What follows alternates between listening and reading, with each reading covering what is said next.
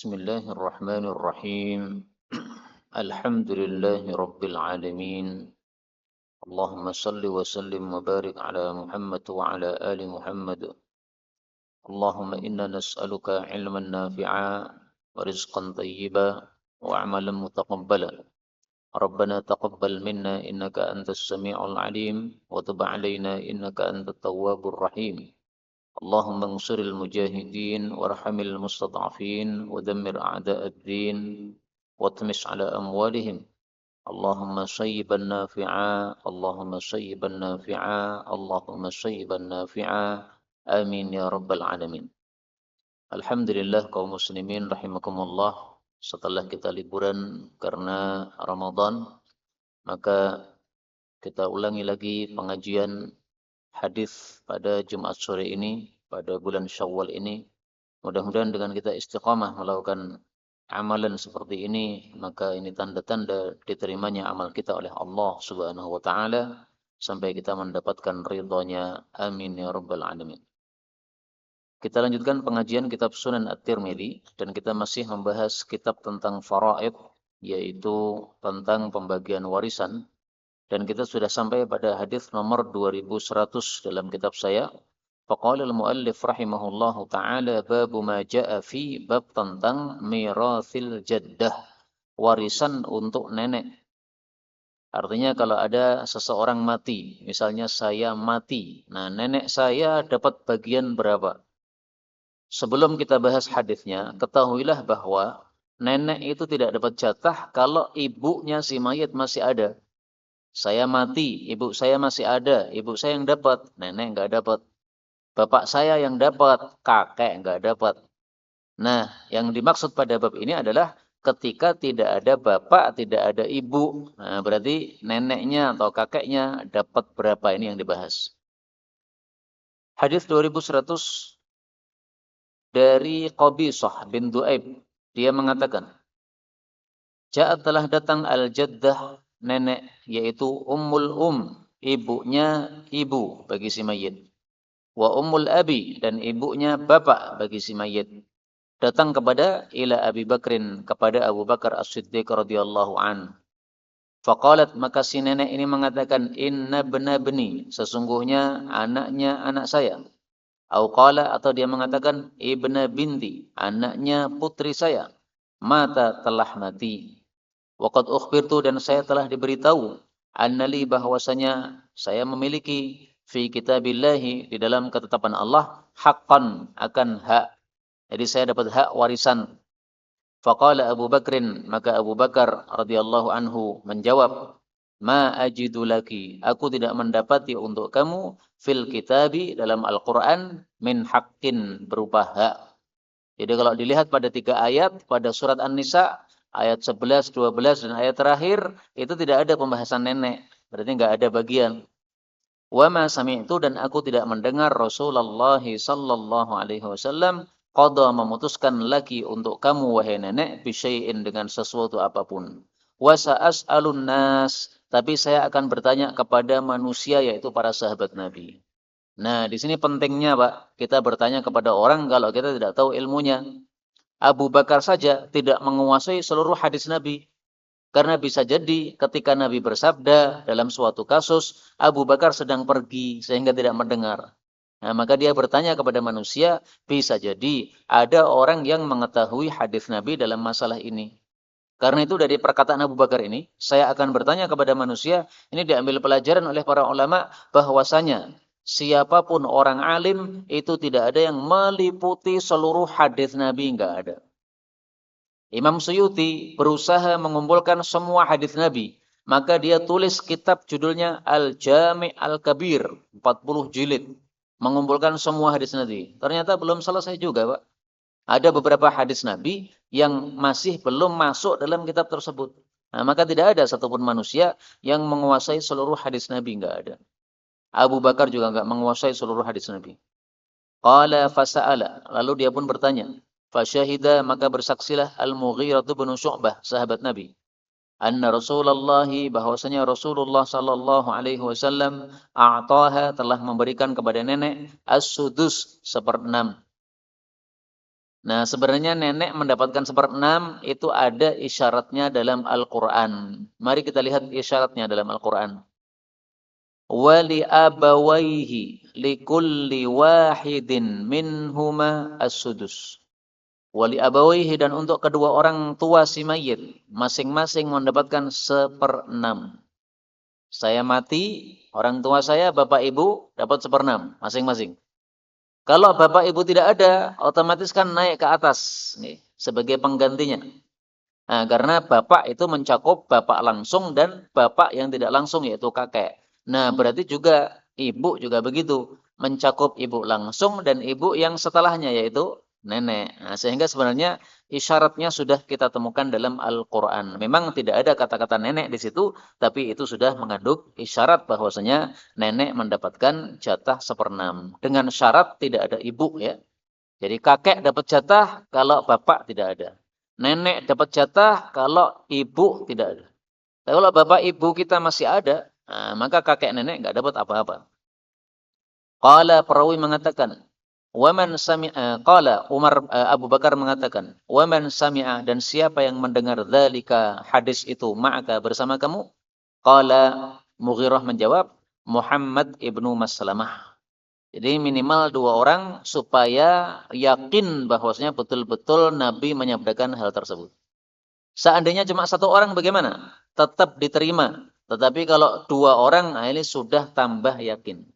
Jadi seandainya tidak ada satupun yang menyaksikan selain Mughirah, ini sudah tetap harus diterima hadisnya. Qala, rawi mengatakan, fa'ataha, maka Abu Bakar memberikan kepada nenek as-sudus 1/6. Thumma, kemudian ja'at, datanglah al-jaddatul ukhra, nenek yang lain, allati tukhalifuha, yang menyelisih nenek tersebut. Maksudnya nenek yang menyelisih itu adalah nenek satunya. Kalau tadi adalah nenek dari ibu, nah sekarang ini nenek dari bapak. Tadi nenek dari ibu sudah dikasih. Nah, sekarang nenek dari bapak minta jatah yang sama. Ila Umar, kepada Sayyidina Umar radhiyallahu taala anhu. Jadi maksudnya kasusnya di masa Sayyidina Abu Bakar itu adalah nenek dari pihak ibu atau nenek dari pihak bapak. Nah, kasusnya di masa Sayyidina Umar, nenek dari pihak bapak atau nenek dari pihak ibu. Ya, intinya salah satu dari keduanya. Lah terus bagaimana penyelesaian Sayyidina Umar? Di akhir hadis dikatakan, anna Umar qala, bahwasanya Sayyidina Umar kemudian memutuskan, inijtama'tuma, kalau kalian berdua wahai nenek berkumpul, fahuwa, maka 1/6 itu lakuma, untuk kalian berdua dibagi. Wa ayyatukuma, dan siapapun dari kalian berdua, ingfaradat bihi, yang bersendiri dengannya, fahuwa laha, maka 1/6 itu untuknya. Jadi kalau saya mati, hanya ada nenek dari ibu, ya berarti dia dapat 1/6. Hanya ada nenek dari bapak, ya berarti dia dapat 1/6. Kalau 2 nenek ini masih hidup, nenek ibu masih hidup, nenek bapak masih hidup, ya berarti 1/6 dibagi berdua. Ini keputusan dari Sayyidina Umar radhiyallahu taala anhu setelah Sayyidina Abu Bakar radhiyallahu anhu mendapatkan hadis dari Nabi tadi. Jadi hadis dari Nabi cuma membahas tentang 1 nenek, ya, bukan 2 nenek. Adapun 2 nenek berkumpul, nah ini ijtihadnya Sayyidina Umar, sehingga ijtihadnya Sayyidina Umar ini termasuk dari sunnah Sayyidina Umar radhiyallahu taala anhu. Rasul sallallahu alaihi wasallam bersabda, alaikum bisunnati wa sunnatil khulafa'ir rasyidin. Pegangilah sunnahku dan juga sunnahnya khulafa'ur rasyidin.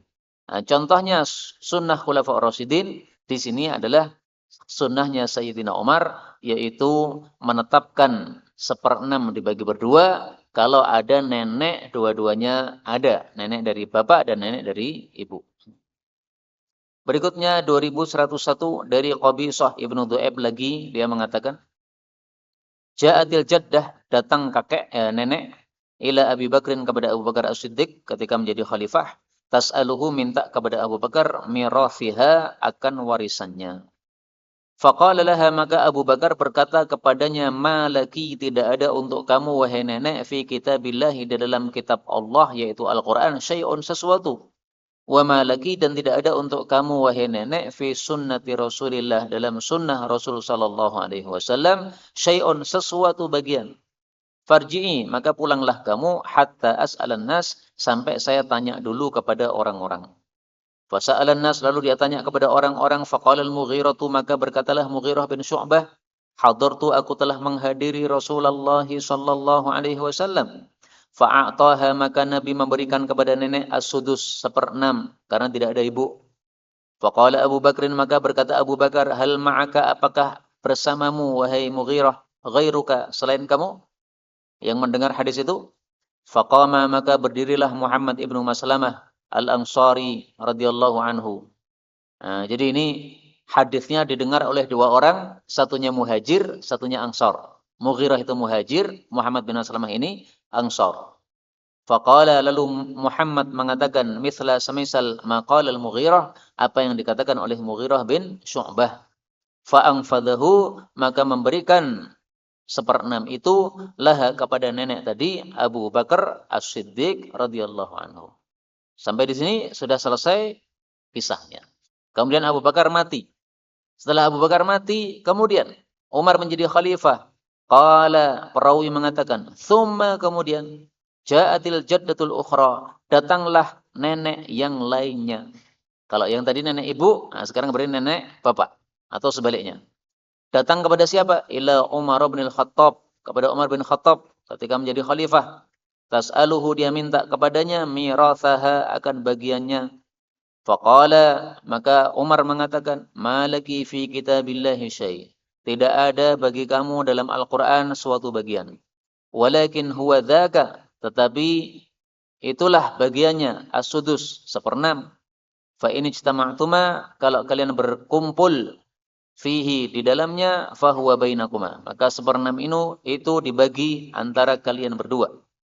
Wa ayyatukuma, dan siapapun dari kalian berdua, khalat bihi, yang bersendiri dengannya, fahuwa laha, maka 1/6 itu menjadi miliknya. Ini hadisnya sama dengan hadis sebelumnya, hanya beda sanad saja. Berikutnya babu maja'a fi, bab tentang mirathil jaddah, warisan nenek, ma'abniha, bersama anaknya nenek tersebut. Jadi misalnya saya mati, kemudian saya punya nenek, kemudian nenek itu punya anak. Nah, maka anaknya dapat berapa? Nenek tersebut dapat berapa? Anaknya berarti siapa? Bapaknya si mayit. Saya mati, kemudian saya masih punya bapak. Kemudian bapak saya punya ibu. Nah, maka ibu, yaitu si nenek saya tadi dapat berapa? Bapak saya dapat berapa? 102. Dari Abdullah bin Mas'ud radhiyallahu anhu, dia mengatakan, fil jaddah, untuk nenek, ma'abniha, yang disertai dengan anak laki-lakinya si nenek. Innaha, sesungguhnya nenek tersebut, awwalu jaddatin, pertama kali nenek, at'amaha, yang telah memberikan kepadanya Rasulullah sallallahu alaihi wasallam, sudusan, 1/6, ma'abniha, bersama ada anaknya si laki-laki, anak laki-lakinya dia. Wabnuha, dan anak laki-lakinya dia, hayyun, masih hidup. Terus yang mati siapa? Ya cucunya berarti. Maka gambarannya, saya mati, bapak saya masih ada, berarti beliau dapat warisan.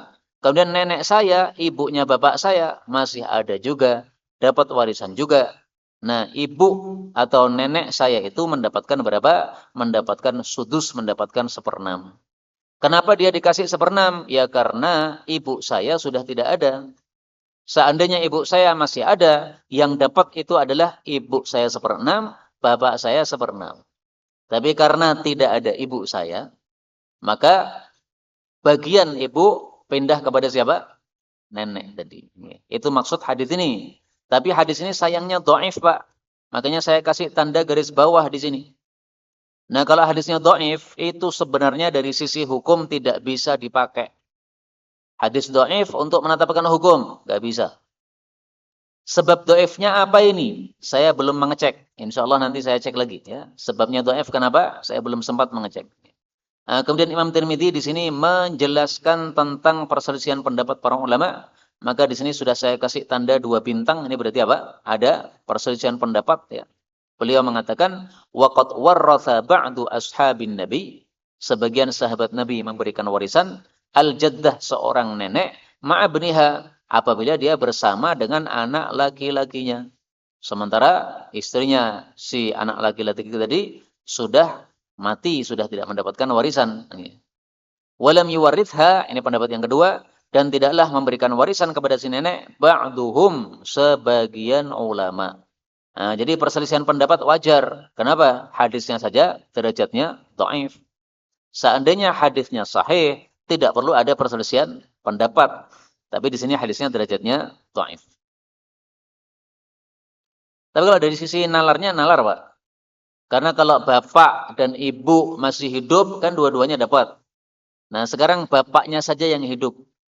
Ibunya, si mayit sudah mati. Nah, siapa yang selevel dengan ibu tadi? Ya otomatis nenek ya. Karena ibu itu bisa ke atas. Ke atasnya itu berarti neneknya. Hanya di sini gambarannya adalah karena neneknya bukan nenek dari pihak ibu, tapi nenek dari pihak bapak. Kalau nenek dari pihak ibu menggantikan si ibu, masuk akal kan? Ya. Tapi kalau nenek dari pihak bapak menggantikan ibu, nah di sini seperti tidak nyambung. Makanya ada perselisihan pendapat di antara para ulama kita rahimahumullahu taala.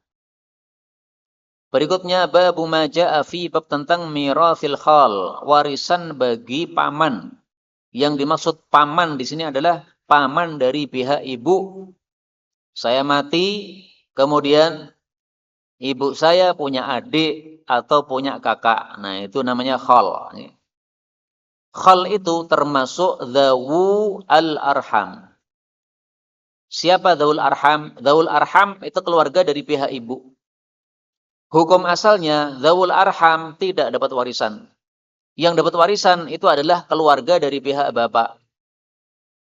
Jadi seandainya saya mati, bapak ibu nggak ada, anak nggak ada, nah otomatis yang dapat warisan adalah keluarga samping, paman dan sebagainya. Tapi dari pihak bapak ya. Adapun samping yang sini, keluarga dari pihak ibu, dhawul arham, hukum asalnya sebenarnya tidak dapat warisan. Nah, sekarang warisannya berapa? Khol ini mari kita bahas 103. Dari Abu Umamah bin Sahal bin Hunayf, dia mengatakan, kata Bama'i telah menulis bersama saya Umar bin Khattab radhiyallahu anhu ila kepada Abi Ubaidah. Abu Ubaidah ini sebagai wali kotanya Sayyidina Umar. Sayyidina Umar sebagai presidennya, kemudian Abu Ubaidah wali kotanya.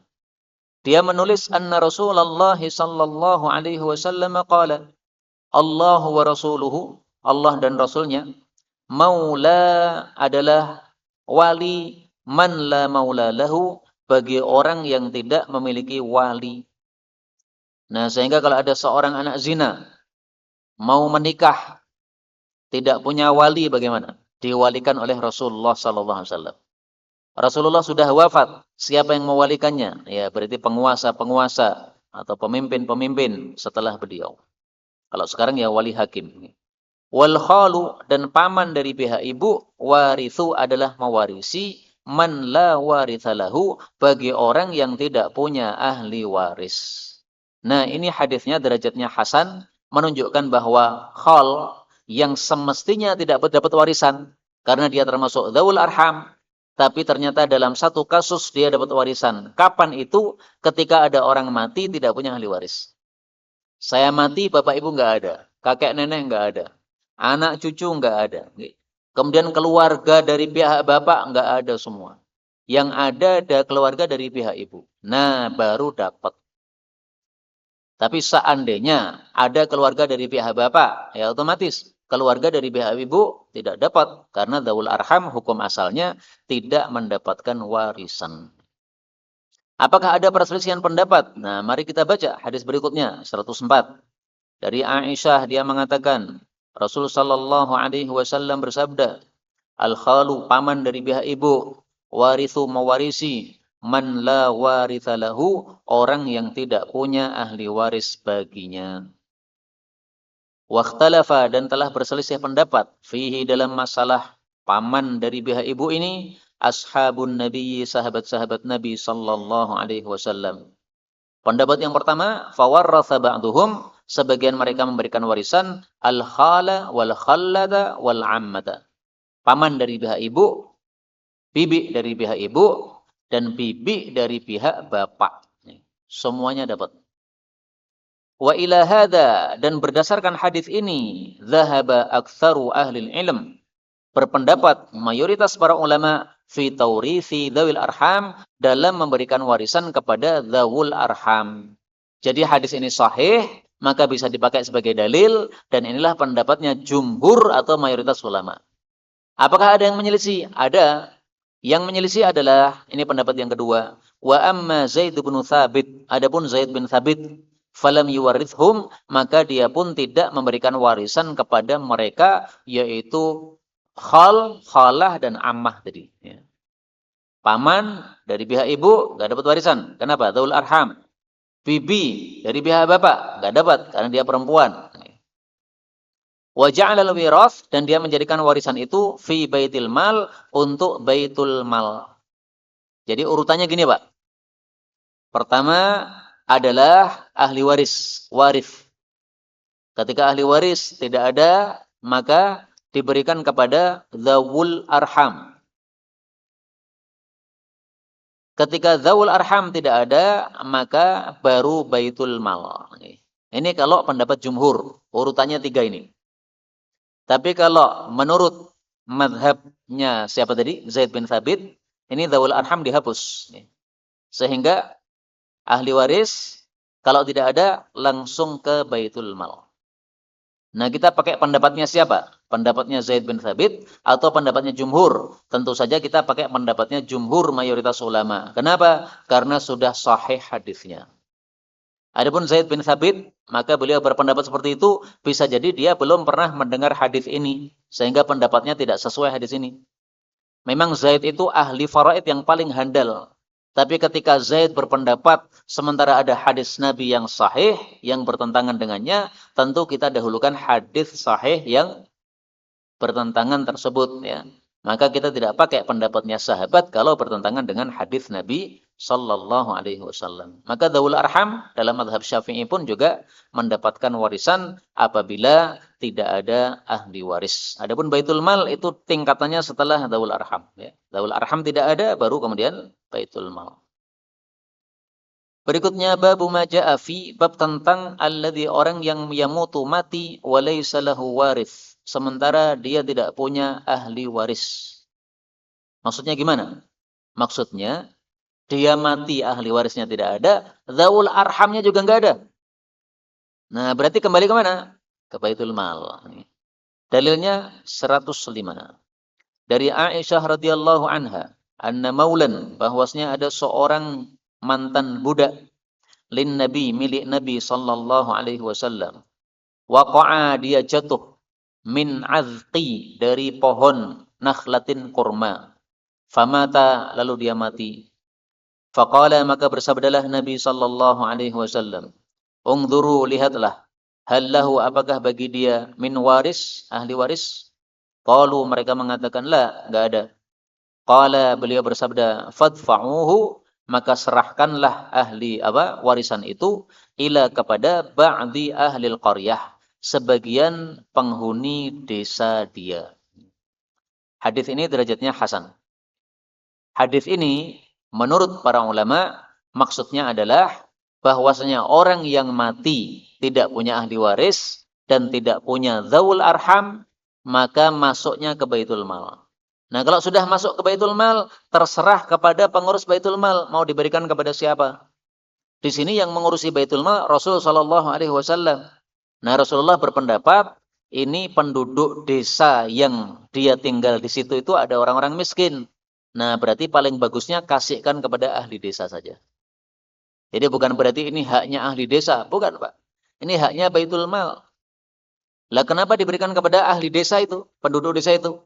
Karena pengurus baitul mal menetapkan seperti itu. Dalam hal ini adalah Rasulullah sallallahu alaihi wasallam yang mengurusi baitul mal saat itu. Ini kalau ada baitul mal Nah, sekarang pertanyaan, bagaimana kalau Baitul Mal juga nggak ada? Urutannya gimana? Ahli waris nggak ada. Dzawul arham nggak ada. Baitul Mal nggak ada. Sekarang ini Baitul Mal nggak ada, Pak. Karena khalifah aja nggak ada. Baitul Mal yang betul, yang resmi, itu maksudnya Baitul Mal yang dikelola oleh khalifah atau Amirul Mukminin. Nah, sekarang Baitul Mal itu bukan Baitul Mal yang dimaksud di sini. Nah, kalau tidak ada Baitul Mal, maka para ulama berfatwa diberikan kepada maslahat umum. Diberikan untuk masjid silahkan, diberikan untuk pesantren silahkan, diberikan untuk jalan umum silahkan. Pokoknya untuk maslahat umum. Didahulukan yang bersifat agamis. Misalnya masjid itu agamis, ya. Pesantren itu agamis, nah, daripada yang jalan raya begitu. Kemudian ini kata-kata azqun, jangan salah baca. Karena dalam sebagian naskah itu tertulis idqun, itu salah. Dalam bahasa Arab, kalau dibaca idqun pakai kasroh, itu artinya dompolan buah kurma. Tapi kalau dibaca azqun fathah, ini adalah pohon kurma. Jadi yang benar adalah dia jatuh dari pohon kurma, bukan dari dompolan pohon kurma. Pohon kurma kan tinggi, Pak. Nah, sehingga dia jatuh, mati. Tapi kalau dompolan pohon kurma kan nggak tinggi. Tidak mungkin seseorang itu jatuh dari dompolan pohon kurma. Kecuali kalau dompolannya masih gantung di pohon. Nah, maka ini bacaan yang benar, azqun. Yang di situ kitabnya seandainya tertulis izqun, silahkan diganti, itu salah harokat. Berikutnya babun fi mirathi, tentang warisan al-maulal asfal. Maula yang bawah. Apa sih yang dimaksud maula yang bawah? Nah, perhatikan. Kalau saya punya budak, maka saya disebut sayyid, majikan. Budak saya disebut abdun, budak. Kemudian kalau budak saya merdekakan, maka saya disebut maula. Budak saya yang saya merdekakan juga disebut maula. Sama-sama nama maula. Yang memerdekakan namanya maula, yang dimerdekakan juga namanya maula. Makanya supaya tidak pusing, supaya tidak salah paham, maka kemudian dikasih nama maula al-a'la. Maula yang di atas, yaitu si majikan yang memerdekakan budak. Adapun budaknya disebut maula al-asfal, maula yang bawah. Jelas nggih? Jadi kembali ke babnya tadi, bab tentang warisan maula bawah, yaitu budak yang dimerdekakan. Budak saya merdekakan, kemudian dia mati. Warisannya diberikan kepada siapa? Nah, itu pembahasan. 106.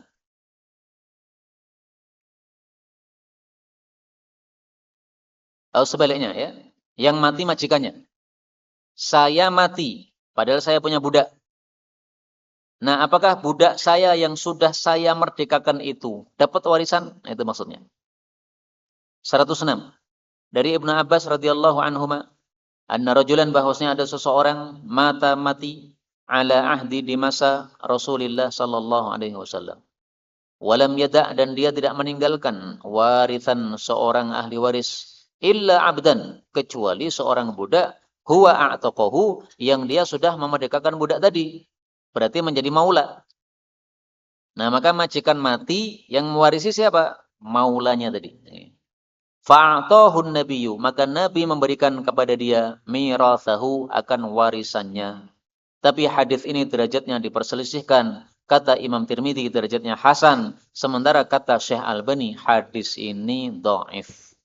Makanya hukumnya diperselisihkan pendapat oleh para ulama, ada dua. Beliau mengatakan wal amalu inda ahli ilm, dan yang diamalkan menurut para ulama fi hadzal bab, dalam bab ini, idza mata ar-rajul, apabila seseorang mati, walam yatruk asabah, dan tidak meninggalkan asabah, maksudnya tidak meninggalkan ahli waris, anna mirathahu, bahwasanya warisannya, yuj'alu, diberikan, fi baiti malil muslimin, untuk baitul mal, bukan untuk budaknya yang sudah dimerdekakan tadi. Loh piye to iki? Hadisnya mengatakan diberikan kepada budak yang sudah dia merdekakan, tapi malah fikihnya diberikan kepada baitul mal. Gimana ini? Pemahamannya sama dengan hadis sebelumnya tadi, Pak, yang penduduk desa tadi. Ada orang mati tidak punya ahli waris, akhirnya diberikan kepada penduduk desa. Itu bukan berarti mereka berhak, bukan.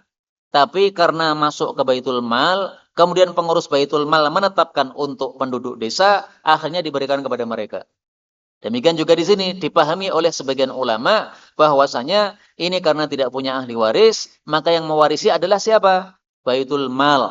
Nah, kemudian Baitul Mal menetapkan diberikan kepada maula dia. Jadi bukan berarti maulanya berhak, bukan. Tapi karena Baitul Mal menetapkan diberikan kepada maula. Paham nggih? Itu pendapat sebagian ulama. Pendapat sebagian ulama yang lain, makanya di sini saya kasih garis bawah, ini tanda bahwasanya ada perselisihan pendapat. Ulama yang lain, yaitu Imam Syureh dan Imam Tawus berpendapat bahwasanya yang mewarisi adalah al-atiq, orang yang sudah dimerdekakan, itu mewarisi dari orang yang memerdekakannya. Demikian juga orang yang memerdekakan mewarisi dari orang yang dimerdekakan. Jadi saling mewarisi, Pak. Saya punya budak, saya merdekakan. Dia maula saya dan saya maula dia. Berarti kalau saya mati tidak punya ahli waris, dia yang mewarisi. Kalau dia mati tidak punya ahli waris, saya yang mewarisi. Nah, maka kalau kita memakai fikih yang kedua ini, berarti urutannya gimana? Satu, ahli waris. Kalau tidak ada, maka dzawul arham. Kalau tidak ada, maka maula. Kalau tidak ada, baru baitul mal. Itu kalau kita pakai pendapat yang kedua ini. Kalau kita pakai pendapat yang pertama, ini maulanya dihapus. Waris, dzawul arham, baitul mal. Nah, maka kalau baitul mal menetapkan untuk maula, baru dia dapat. Kalau tidak, ya dia enggak dapat. Nah, maka dua pendapat ini silahkan dipilih yang mana, bebas. Karena hadis ini pun derajatnya dhaif, sehingga tidak begitu kuat untuk dijadikan sebagai dasar, ya. Atau minimal hadis ini diperselisihkan derajatnya oleh para ulama kita. Berikutnya babu ma jaa fi, bab tentang ibtali, dibatalkannya al-mirathi, warisan bainal muslim wal kafir, antara orang muslim dengan orang kafir. Jadi bapak mati muslim, anaknya kafir, enggak dapat warisan. Bapak mati kafir, anaknya muslim, enggak dapat warisan. 107 dari Usamah bin Zaid bahwasanya Rasul sallallahu alaihi wasallam bersabda, la yarithul muslim, orang muslim tidak mewarisi al-kafir dari orang kafir. Walal kafir, tidak pula orang kafir mewarisi al-muslim dari orang muslim. Dengan kata lain, agama yang berbeda tidak saling mewarisi. Makanya para ulama mengatakan wa yamna'u syakhsa minal mirathi wahidatun min ilalin thalathi qatlun wa riqqun wa ikhtilafu dini fafham falaysa syakku kal yaqini. Wa yamna'u syakhsa, dan mencegah seseorang minal mirathi, dari mendapatkan warisan, wahidatun, salah satu, min ilalin thalathi, dari 3 sebab. Apa saja? Yang pertama adalah qatlun, membunuh.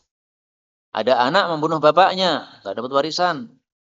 Warikun, dan budak. Ada orang merdeka mati, anaknya budak, enggak dapat warisan. Wakhtilafu dini, dan beda agama. Fafham, maka pahamilah. Falaysa syakku, maka tidaklah ragu-ragu itu. Kal yaqini, seperti yakin. Ini adalah nazam Rohabi yang ditulis oleh Al-Imam Ar-Rohabi rahimahullahu ta'ala. Apakah ada perselisihan pendapat? Ada. Di sini Imam Tirmidzi kemudian di bagian akhir menjelaskan perselisihan pendapat. Waqtalafa, berselisih pendapat ahlul ilmi, para ulama, fi mirathil murtad, tentang warisan orang yang murtad. Perhatikan Pak, bukan semua kafir, tapi orang murtad. Kalau kafir yang tidak murtad, jelas. Ya. Ini kafir, sejak asalnya kafir, dia bukan murtad. Tapi yang murtad bagaimana? Nah, yang murtad itu adalah faja'ala ba'du ahlil ilm, maka sebagian ulama dari sahabat Nabi SAW dan yang lain-lain menjadikan al-mala harta tersebut liwarathatihi minal muslimin untuk ahli warisnya dari kalangan umat Islam. Jadi orang kafir kalau kafirnya murtad itu derajatnya rendah sekali sehingga dia tidak punya hak terhadap hartanya. Karena tidak punya hak terhadap hartanya ketika dia mati yang mewarisi adalah ahli warisnya yang muslim.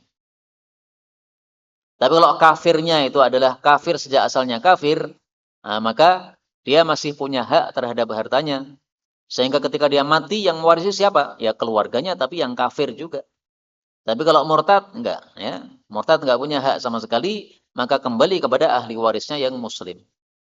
Sebagian ulama berpendapat tidak mewarisinya para ahli warisnya dari kalangan umat Islam berdasarkan sabda Nabi sallallahu alaihi wasallam, la yarithul muslimul kafir, hadis yang tadi.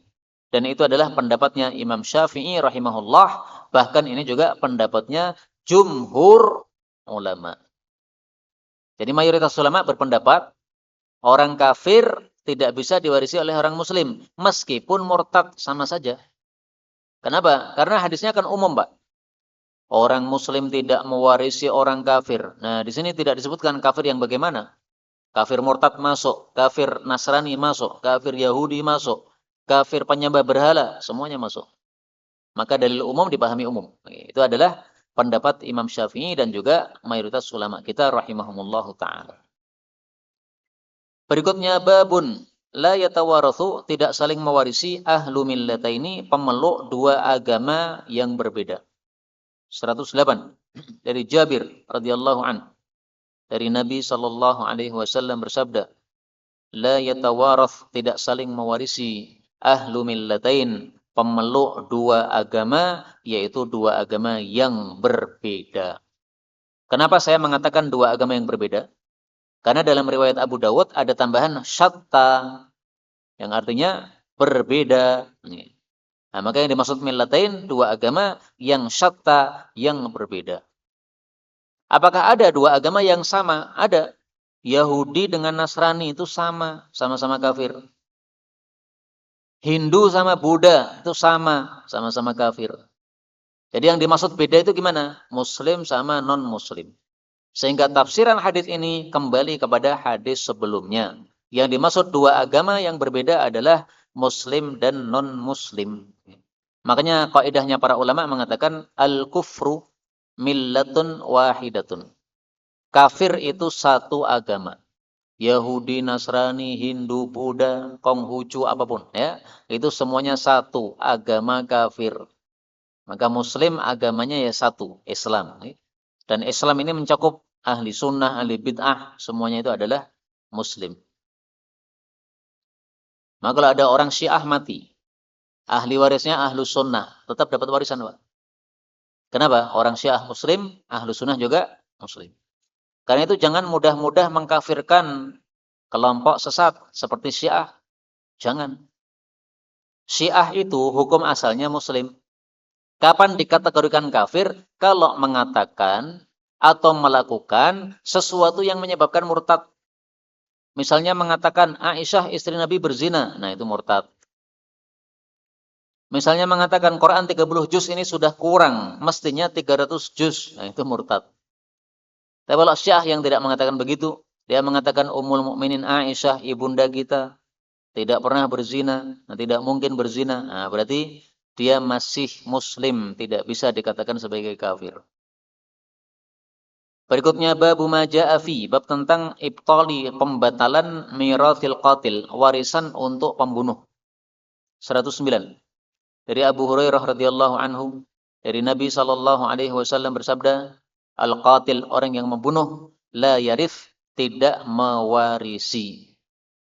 Kemudian sanad hadis ini tidak sahih karena ada rawi bernama Ishaq bin Abdullah bin Abi Farwah. Ini telah ditinggalkan oleh sebagian ulama, di antara mereka adalah Ahmad bin Hanbal. Ini Ishaq ini ya, dhaif. Tetapi meskipun sanadnya dhaif, hadis ini maknanya sahih. Kenapa? Karena sesuai dengan hadis-hadis yang lain yang semakna. Sehingga tidak selalu hadis yang sanadnya dhaif kemudian isinya ditolak, tidak. Makanya para ulama tadi mengatakan yang menyebabkan tidak dapat warisan ada 3. Salah satunya adalah qatl, membunuh. Kenapa orang yang membunuh tidak dapat warisan? Ada kaidah mengatakan, man ista'jala syai'a qabla awanih uqiba bihirmanih. Barang siapa yang tergesa-gesa terhadap sesuatu sebelum waktunya, maka dia dihukum tidak mendapatkan sesuatu tadi. Bapak mati, anak dapat warisan. Lah ini anaknya malah tergesa-gesa, Pak. Bapaknya belum mati, dibunuh saja supaya segera dapat warisan. Nah, itu berarti tergesa-gesa sebelum waktunya. Kamu tunggu dulu sampai malaikat maut datang kepada bapakmu mencabut nyawanya. Kamu dapat warisan.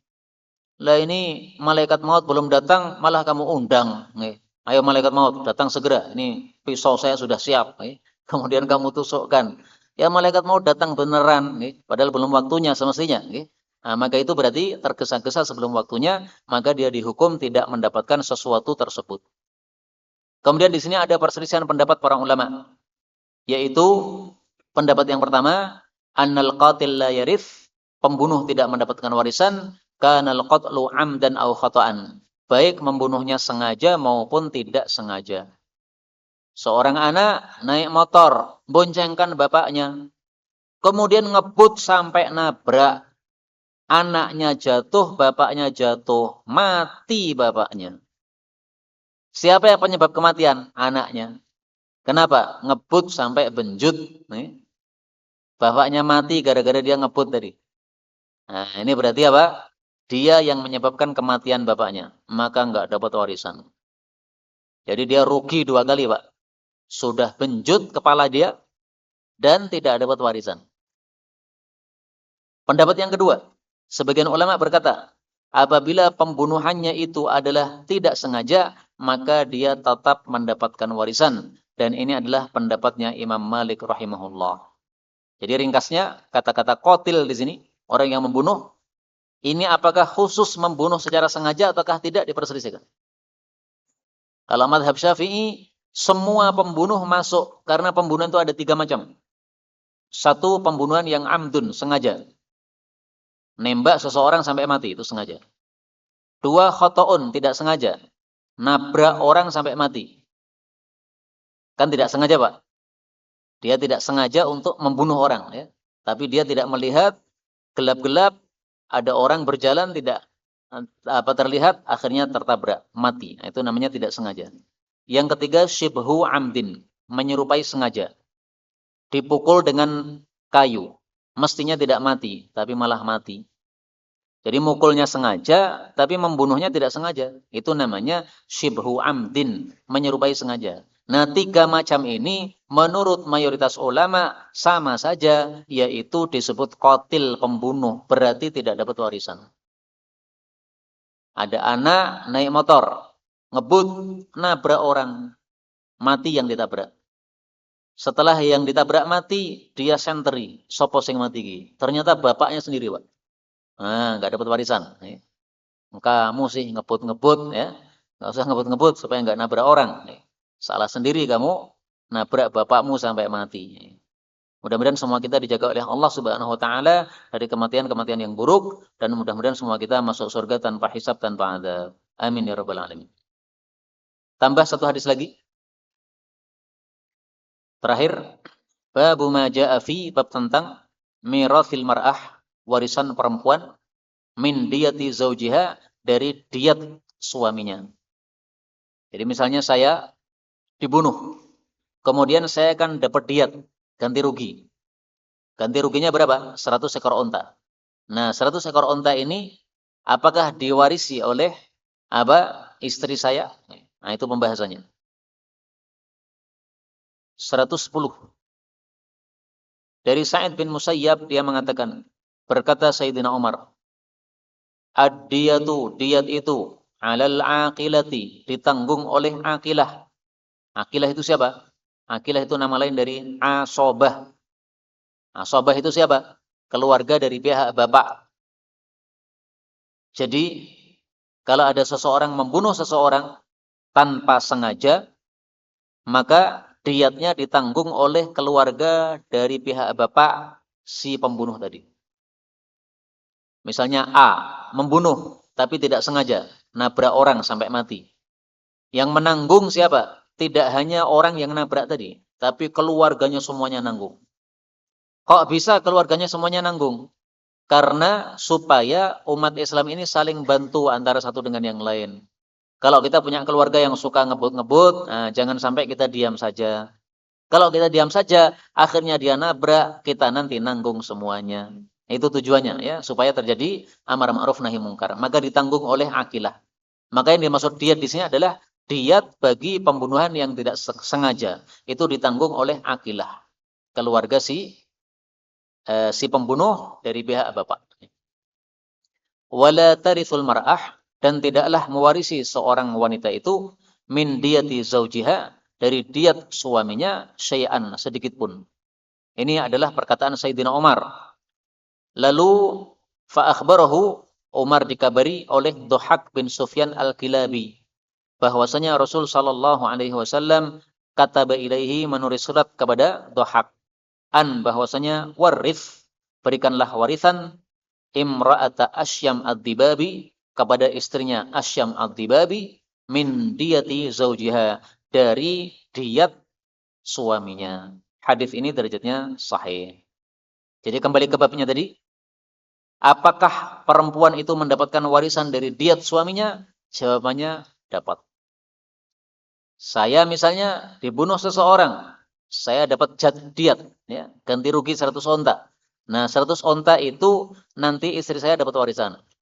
Adapun pendapat Sayyidina Umar tadi tidak dapat warisan, itu tidak benar karena beliau waktu itu belum mendengar hadis Nabi sallallahu alaihi wa alihi wasallam.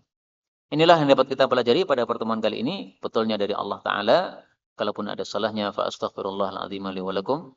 Sisa waktu kalau ada pembahasan dipersilahkan, baik yang berkaitan dengan bab maupun secara bebas.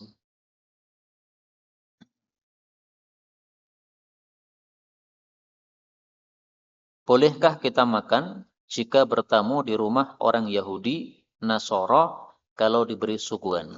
Boleh. Karena makanannya orang Yahudi, Nasoro tidak najis dan tidak haram. Bahkan seandainya yang disuguhkan itu sembelihan, itu juga halal, Pak. Jadi misalnya kita berkunjung ke tetangga atau ke kerabat, tapi kafir, Yahudi Nasrani, ahli kitab. Terus dikasih ayam geprek, gimana? Santap aja. Apa dalilnya? Ini dalilnya. Surat Al-Maidah ayat 4. Nah, ayat 5 ya. Al-yawma uhilla lakumut tayyibatu wa ta'amul ladzina utul kitaba hillul lakum. Wa ta'amu, dan makanan, maksudnya sembelihan, alladzina utul kitab, orang-orang ahli kitab, hillul lakum, halal untuk kalian. Ini tadi kan pertanyaannya kan Yahudi Nasrani kan? Nah, halal. Tapi kalau kafirnya selain ahli kitab, Hindu, Buddha, Konghucu, apa lagi? Penyembah bintang, penyembah berhala. Nah, ini sembelihannya haram, Pak. Sehingga kalau panjenengan punya kerabat yang kafir, itu dilihat. Kafirnya kafir apa? Kafir ahli kitab, masih halal. Kafir non ahli kitab, haram. Jadi orang kafir dibagi dua. Satu kitabi, orang yang punya kitab. Kitab suci, ya. Yang kedua wasani, penyembah berhala, tidak punya kitab. Yang wasani ini sembelihannya haram. Yang kitabi ini sembelihannya halal. Pertanyaan, kenapa sembelihan ahli kitab halal padahal kafir? Karena ahli kitab punya ilmu. Sementara wasani tidak punya ilmu. Ilmunya apa? Ya, ilmunya kitab sucinya tadi. Punya Taurat, nah berarti masih punya ilmu. Punya Injil, nah berarti masih punya ilmu. Tapi kalau wasani ini nggak punya kitab. Oh, ada kitabnya, bukan kitab suci yang datang dari Quran, dari langit, tapi kitab yang mereka buat, nggak dianggap. Makanya dari sini diambil pelajaran juga fadilah ilmu. Ilmu menyebabkan sembelihannya orang kafir jadi halal. Ilmunya ahli kitab menyebabkan sembelihan merekanya jadi halal. Seandainya mereka tidak punya kitab, yaitu tidak punya ilmu, tidak akan menjadi halal. kita bersaudara dengan orang Kristen dan kita membuat grup WA di sosial media. Setiap hari dia selalu memposting isi kitab mereka. Lalu kita ikut baca. Apa boleh? Apa kita termasuk dari kalangan mereka karena telah ikut baca? Enggak usah dibaca. Langsung dihapus.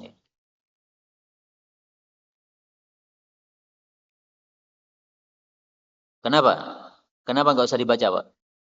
Karena ahli kitab itu sudah melakukan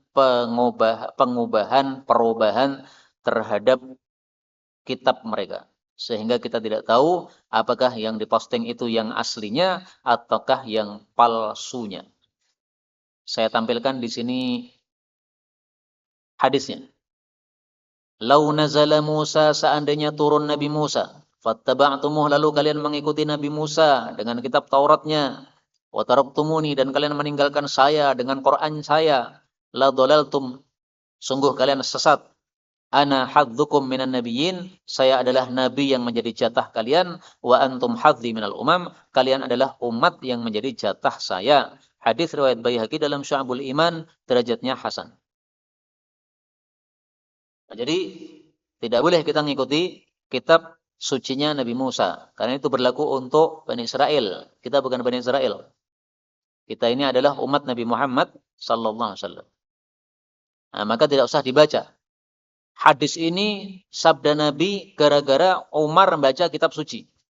Dia nemu kitab suci, kemudian dia baca, dia senang. Wah, isinya bagus ternyata. Mirip dengan Quran isinya. Nabi merah wajahnya, Pak. Sayyidina Umar nggak tahu, dia masih asik baca. Kemudian diberitahu oleh sahabat-sahabatnya, lihat wajah Nabi merah.